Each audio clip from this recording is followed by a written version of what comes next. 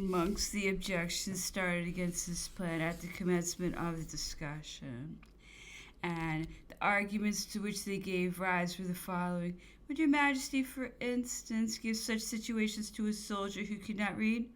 Why not? But how would he be able to discharge his duties? How could he keep his accounts? Sir, he would apply to his neighbor, he would send for his relations, and the benefit intended for one would be felt by many. Besides, I do not hold your objection to be valid. We have only to stipulate that the man appointed shall be qualified to fill the situation. Towards evening, the emperor sent for me to his own room. I found him alone near a small fire, but almost in the dark, the lights being placed in the next apartment. This obscurity, he said, was in harmony with his melancholy. He was silent and dejected. After dinner, the emperor took up the Memoirs of the Chevalier de Grammont, but found himself unable to continue to read them. A discussion then arose upon the manner in which time was spent in Paris, the habits of society in former times, and the present were passed in review.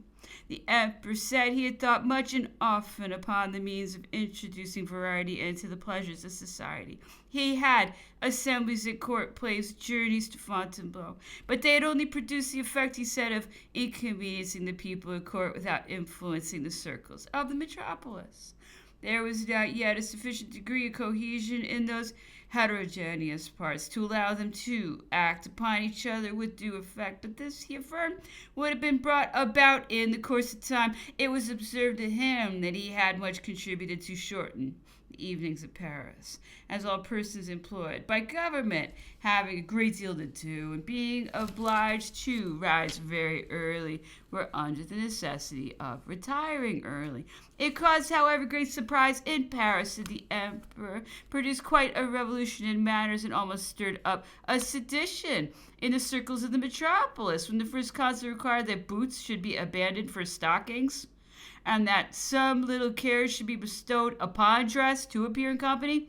The emperor dwelt with great pleasure upon the causes of the good breeding and amiable manners which distinguish society in our younger days.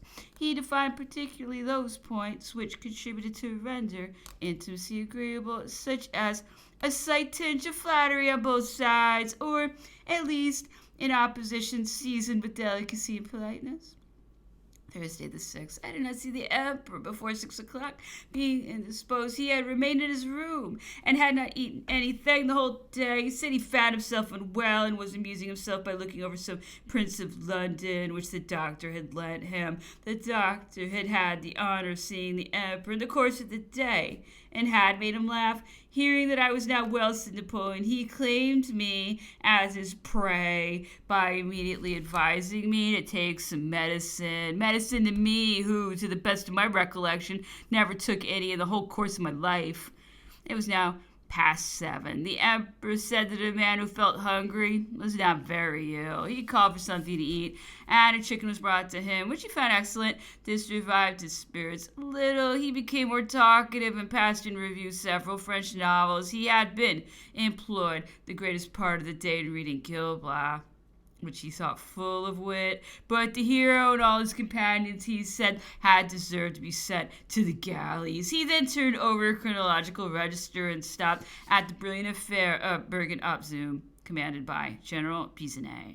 How many gallant actions, said the emperor, have been either forgotten in the confusion of our disasters or overlooked in the number of our exploits. The affair of Bergen-op-Zoom is one of these. A competent garrison for that town would have been probably from 8 to 10,000 men, but it did not then contain more than 2,700.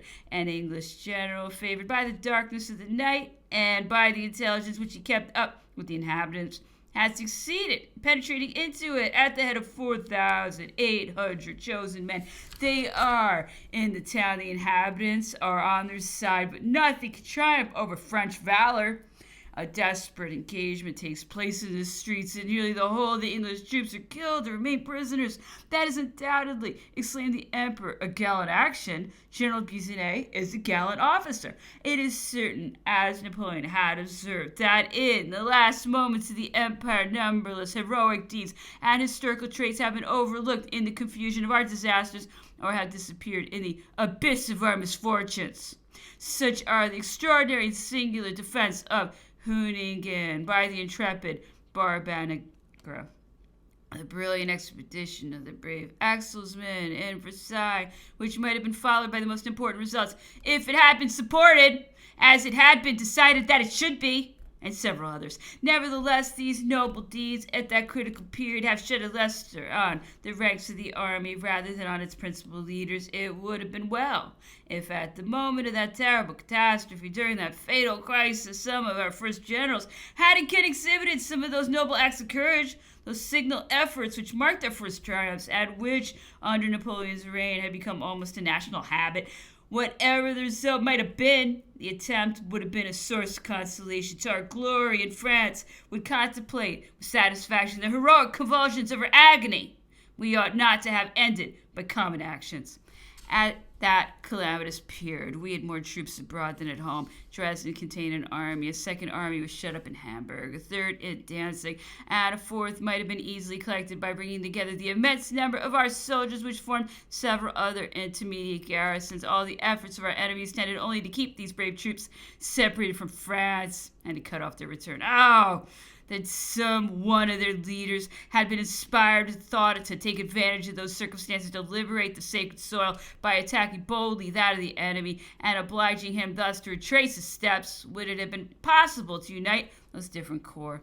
Would not the union of the garrisons of Dresden, Torgau, Magdeburg, Hamburg have produced a formidable army in the rear of the enemy capable of breaking through his line or placing him in a most critical situation? Might not such an army have taken possession of Berlin, liberated the garrisons on the Oder, gone to the assistance of Danzig, raised an insurrection in Poland so well prepared for it, or in short, done something bold, striking, unexpected, in a word, worthy of us?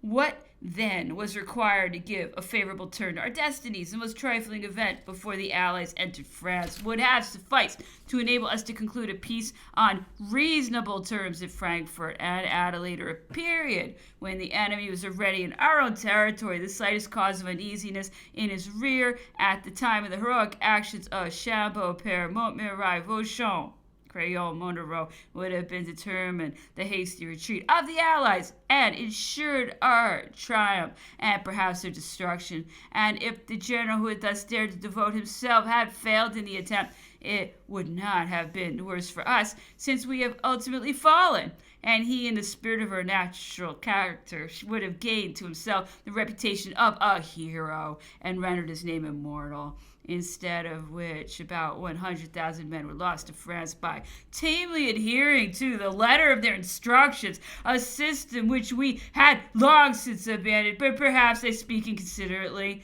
and without due knowledge of the subject. Perhaps local circumstances and objections of which I am totally ignorant might be adduced as conclusive answers against me, such as the health of the troops, the state of destitution in which they were, the non-reception of orders from the emperor, who did endeavor to give some orders of that kind, and the fear of deranging the main plan, and dread of incurring too great responsibility.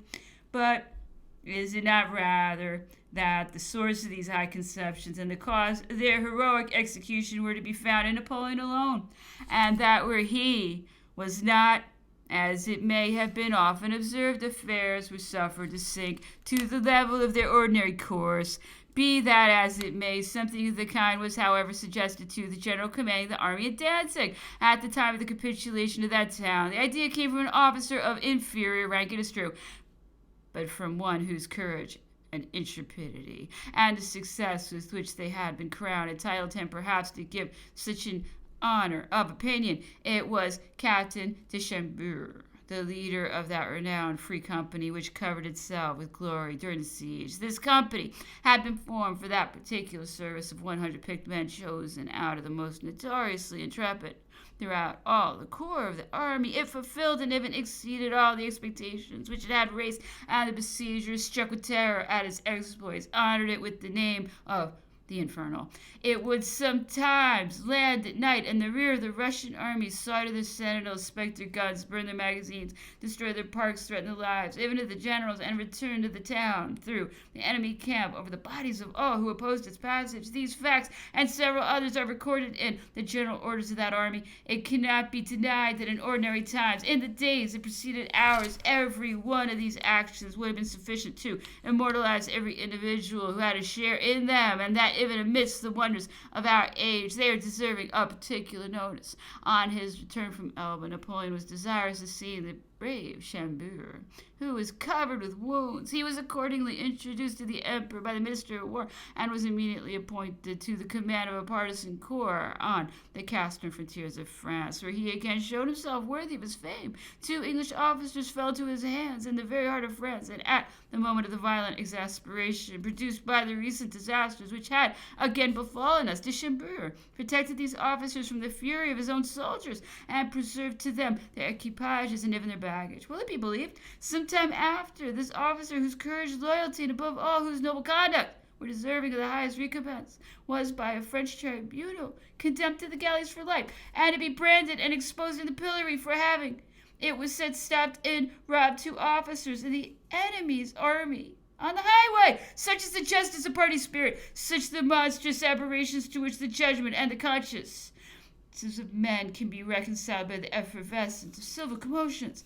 Under these circumstances, no alternative was left to Colonel de Chambord but a speedy retreat from his own country. It was in vain that from his exile he endeavored to make the truth known.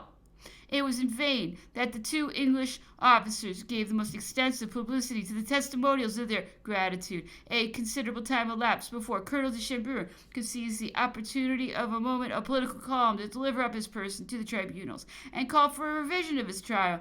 That revision took place, and this time the result was a declaration that there was not even any grounds of accusation against him.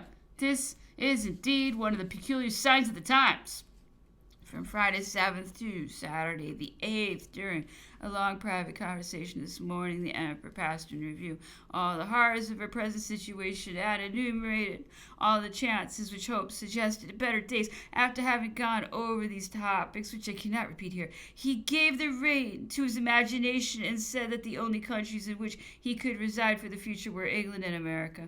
His inclination, he added, prompted for America, because there he would be really free, and independence and repose were all he now sighed for. Then followed an imaginary plan of life. He fancied himself with his brother Joseph in the midst of a little France.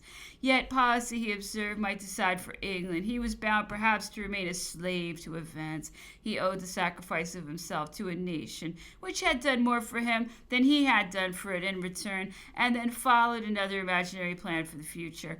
In the course of our subsequent conversation, the emperor could not sufficiently express his surprise at the conviction which he had obtained that several of those who surrounded him and formed his court believed the greatest part of the many absurdities and idle reports which had been circulated respecting himself, and that they even went so far as to doubt the falsehood of the enormities with which his reputation had been stained, such as that he wore in the midst of us, he wore armor in the midst of us, was addicted to the superstitions of forebodings and fatality, subject to fits of rage or of epilepsy, that he had strangled Pichegru, caused a poor English captain's throat to be cut. And we could not but admit that his invective against us on the occasion was merited. All we could allege in our defense was that many circumstances had concurred to leave those who formerly surrounded his person as much in ignorance on this subject as the bulk of the nation could be. We frequently saw him, I said, but we never held any communication with him. Everything remained a mystery for us. Not a voice was raised to refute, whilst many in secret, and some that were nearest his person, either through perverseness or with bad intentions, seemed ever busy in dealing out insinuations. As for myself, I candidly confess that I had not formed a just idea of his disposition before I came here, although I could congratulate myself that I'd certainly guessed him in part. And yet he observed to reply, "You have often seen me and heard me in the Council of State. In the evening, after dinner, the conversation turned upon religion. The emperor dwelt on the subject at length. The following is a faithful summary of his arguments. I give it as being quite characteristic upon a point which has probably often excited the curiosity of many. The emperor, after having spoken for some time with warmth and animation, said, "Everything proclaims the existence of a God. That cannot be questioned. But all our religions are evidently the work of man. Why are there so many? Why has ours not always existed? Why does it consider itself exclusively the right one? What becomes in that case of all the virtuous men who've gone before us? Why do these religions revile, oppose, and exterminate one another? Why has this been the case everywhere?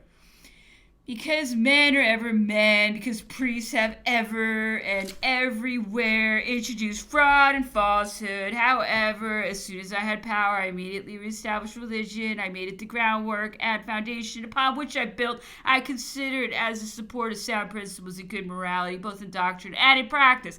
Besides, such is the restlessness of man that his mind requires that something undefined and marvelous, which religion offers, and it is better for him to find it there than to seek it of Cagliostro or Mademoiselle Lenormand or of the other soothsayers and impostors. Somebody having ventured to say to him that he might possibly in the end become devout, the emperor answered with an air of conviction that he feared not, and that it was with regret he said it, for it was no doubt a great source of consolation, but that his incredulity did not proceed from perverseness or from licentiousness of mind, but from the strength of his reason. Yet, added he, no man can ever answer for what will happen, particularly in his last moments. At present, I certainly believe that I shall die without a confessor, and yet there is such a one, pointing to one of us, who will perhaps receive my confession. I am assuredly very far from being an atheist, but I cannot believe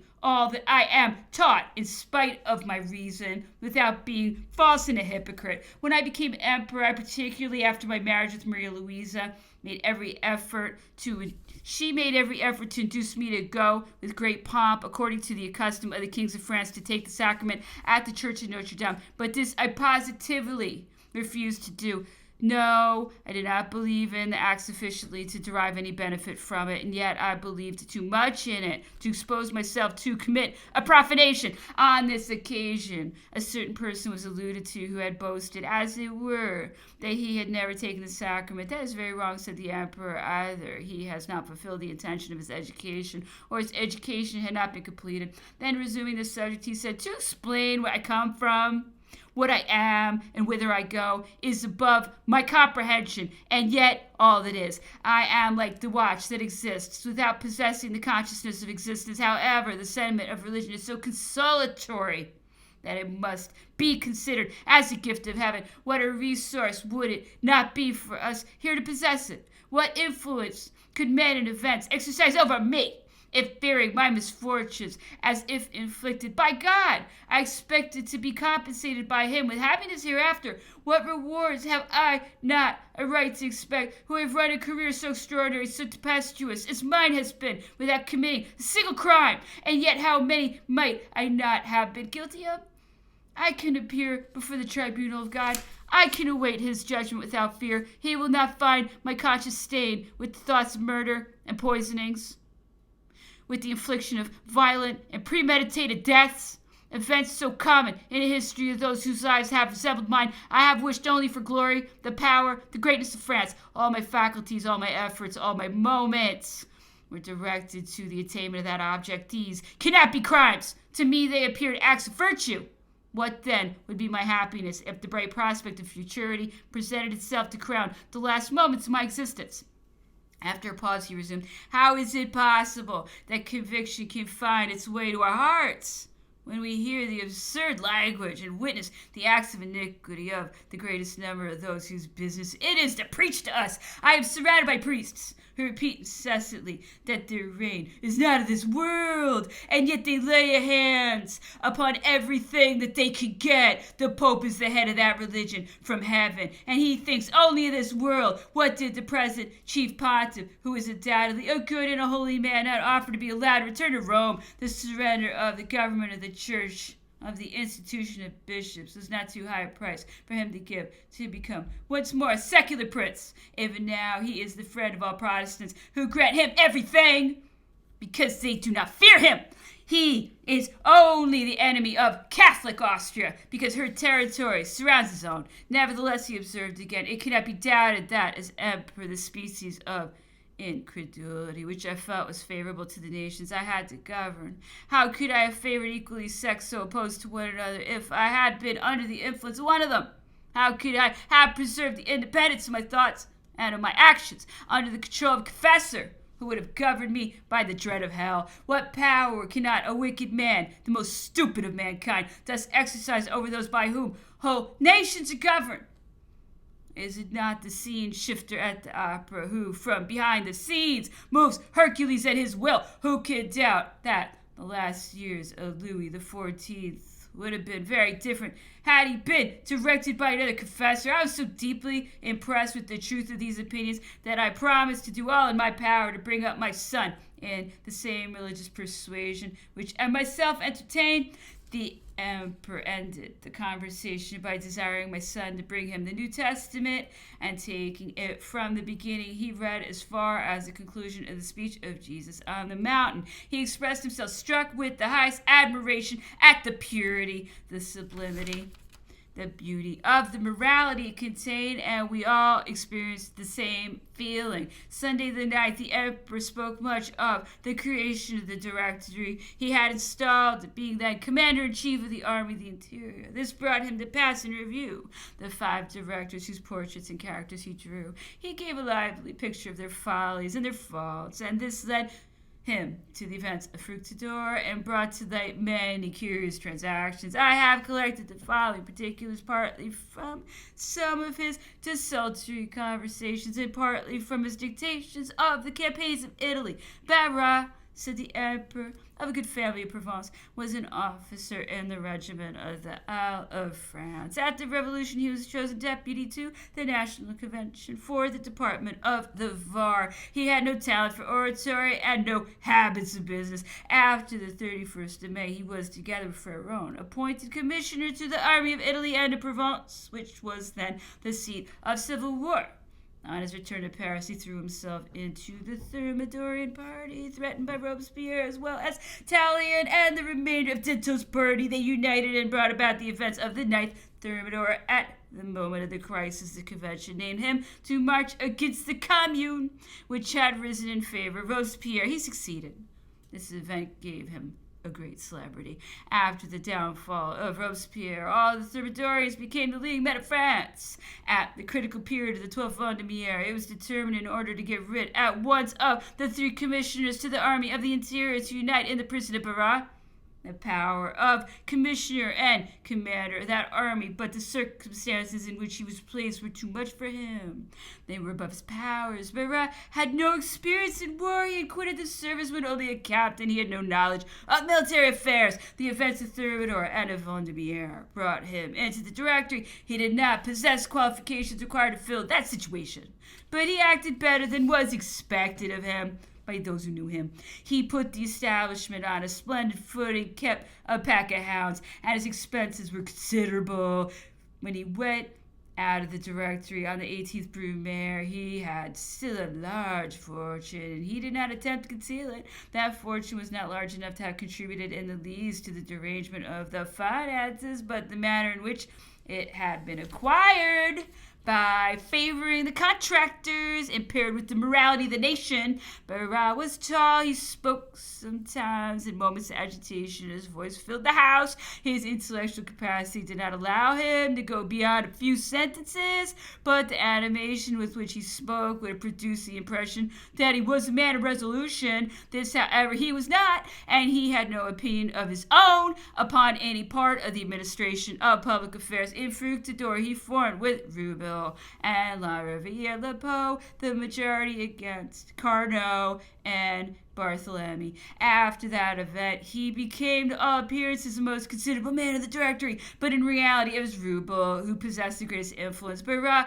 always appeared in public the warm friend of Napoleon. At the time of the 30th Period, he had the art to conciliate to himself the preponderating party in the assembly, and he did not share the disgrace of his colleagues.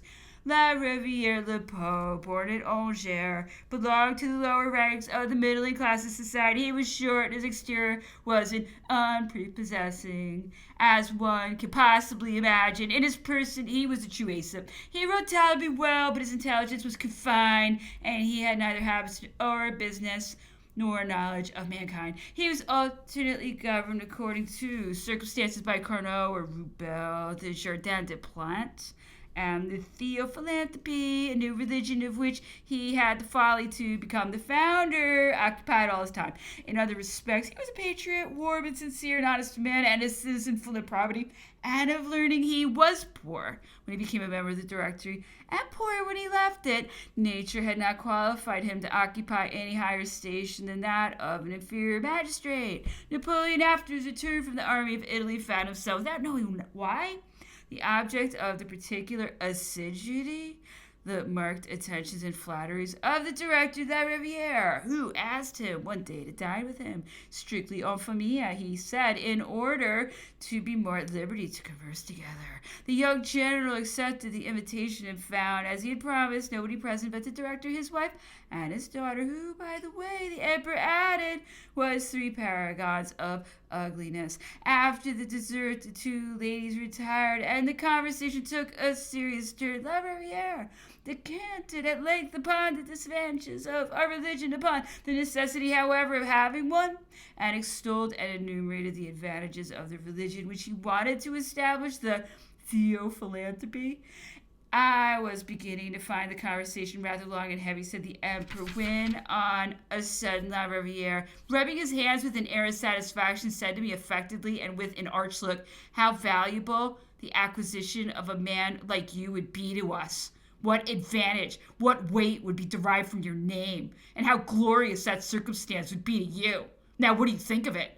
The young general was far from expecting to receive such a proposal. However, he replied with humility that he did not think himself worthy of such an honor, and his principles being, when treading an obscure path, to follow the tracks of those who had preceded him in it, he was resolved to act on the article of religion, as his father and mother had done. This positive answer convinced the high priest that nothing was to be done. He did not insist, but from that moment there was an end of all his attentions and flatteries towards the young general.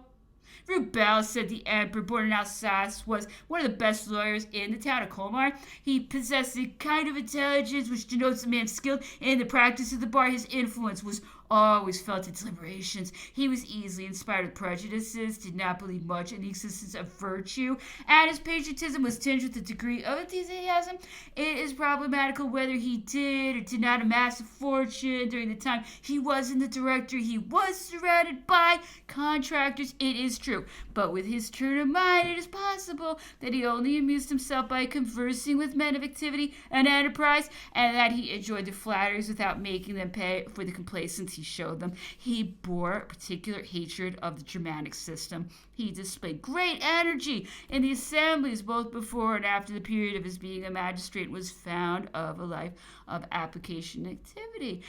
He had been a member of the Constituent Assembly and of the Convention. By the latter, he was appointed commissioner at Metz, where he gave no proofs of firmness or of military talent. He contributed to the surrender of the town, which might have held out longer. He, like all lawyers, had imbibed from his profession a prejudice against the army. Carnot, born in Burgundy, had entered very young the Corps of Engineers and showed himself an advocate of the system of Montalembert. He was considered by his companions an eccentric character and was already a knight of the Order of St. Louis when the Revolution begun, the principles of which he warmly espoused. He became a member of the Convention and was one of the Comité de Salut Public with Robespierre, Barrère, Couthon, Saint-Just, Biot, Varenne, Coyot, Durbois, etc. He showed himself particularly inveterate against the nobility and found himself in consequence frequently engaged in quarrels with Robespierre, who towards the close of his life had taken a great many nobles under his protection. Carnot was laborious, sincere on every occasion, but unaccustomed to intrigue and easily deceived. He was attached to Jourdan as commissioner from the convention. At the time, Jourdan was employed in relieving the town of Metz, which was besieged, and he rendered some services on the occasion at the Comité de Salut Public. He directed the operations of the war and was found useful, but he had neither experience nor practice in the affairs of war. He showed on every occasion a great strength of mind. After the event of Thermidor, when the convention caused all the members of the Comité de Salut Public to be arrested, with the exception of himself, Carnot insisted upon sharing their fate. This conduct was the more noble, inasmuch as public opinion had pronounced itself violently against the Comité. He was named member of the Directory after Vendemiaire, but after the Knights of Thermidor, his mind was deeply affected by the reproaches of public opinion, which accused the Comité of all the blood which had flowed on the scaffold. He felt the necessity of gaining esteem, and believing that he took the lead, he suffered himself to be led by some of those who directed the party from abroad. His merit was then extolled to the skies, but he did not deserve the praises of the enemies of France. He found himself placed in a critical situation and fell in fructidor. After the 18th Brumaire, Carnot was recalled by the first consul and placed in the Department of War. He had several quarrels with the Minister of the Finances and Dufresne, the Director of the Treasury, in which it is but fair to say that he was always in the wrong. At last, he left the department, persuaded that he could no longer go on for want of money. When a member of the tribunate, he spoke and voted against the establishment of the empire, but his conduct, openly and manly, gave no uneasiness to the administration. At a later period, he was appointed chief inspector of reviews and received from the emperor on his retiring from the service a pension of 20,000 francs. As long as things went on prosperously, the emperor heard nothing of him, but after the campaign of Russia and at the time of the disasters of France, Carnot asked to be employed. He was appointed to command the town of Antwerp, and he behaved well at his post. On his return in 1815, the emperor, after a little hesitation, appointed him to be minister of the interior, and had no cause to repent of having done so. He found him faithful, laborious, full of probity, and always sincere. In the month of June, Carnot was named one of the commission of the provisional government, but being unfit for the place, he was duped. Le Tourneur de la Manche was born in Normandy. He had been an officer of engineers before the Revolution. It is difficult to explain how he came to be appointed to the Directory. It can only be from one of those unaccountable caprices of which large assemblies so often give an example. He was a man of narrow capacity, little learning, and of a weak mind. There were in the convention 500 deputies that were better qualified for the situation. He was, however, a man of strict probity, and left the Directory without any fortune. Le Tourneur made himself the talk and the laughingstock of Paris. It was said that he came from his department to take possession at the Directory in a cart with his housekeeper, his kitchen utensils, and his poultry. The wags of the capital marked him, and he was overwhelmed with ridicule. He was made, for instance, to return from the Jardin des Plantes, where he had run immediately on his arrival in Paris, and to give an account of the rare things he had found there, and on being asked whether he had seen La to express his surprise at having passed it unobserved, affirming that the camel leopard was the only animal that had been pointed out to him. The Directory was hardly established before it began to lower itself in the public estimation by caprices, bad morals, and false measures. The faults and absurdities which it committed daily completed its discredit, and it was lost in the reputation almost at the very moment of its formation. Intoxicated with their elevation, the Directory, so it became them to adopt a certain air and sought to acquire the appearance and manners of bon ton. In order the better to succeed, they formed each to himself a little court where they received and welcomed the higher classes hitherto in disgrace, and who were naturally their enemies, and from which they excluded the greatest part of their old acquaintances and former companions, as thenceforward too vulgar all those who during the revolution had shown more energy than him, the members of the directorate who had trodden the same path with them, became odious to them and were immediately removed, and the directory thus rendered itself ridiculous to one party and alienated from itself the affections of the other. These 5 little courts exacted a greater degree of servility in proportion as they were inferior and ridiculous, but numbers of men were found who could not bring themselves to bend and submit to formalities which the recollection of recent circumstances, the nature of the government, and the character of the governors rendered inadmissible.